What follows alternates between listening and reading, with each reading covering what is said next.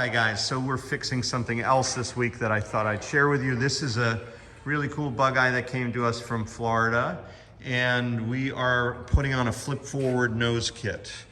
But what happened? He lost some pieces on the way. This is seriously recurring. So these are the frame horns that were on here. They were mounted this way, but you get the idea. With one hand, I can't really show you, but with this kind of crumpling, thank you, we can't, all right, what a great, Mr. Hands showed up.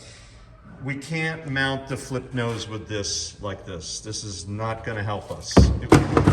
That's where it belongs. Mr. Hand, Mr. Hand, what happened to your grip strength? You used it up cutting all this apart.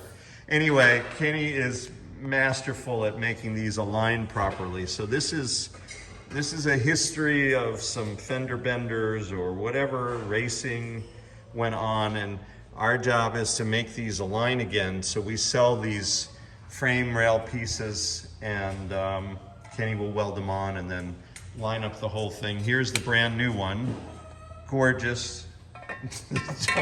The dog's growling in the background, but we'll get him handled.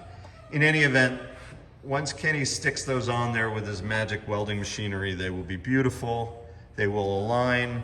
Then we will align the nose, and it's really all about getting this to be true when the nose comes down, and that's where the magic is.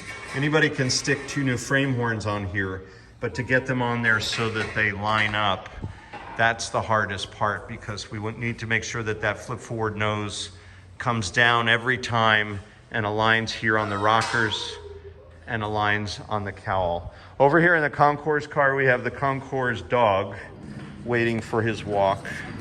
So we will finish on that note. Thank you for watching here from Bugeye Guy.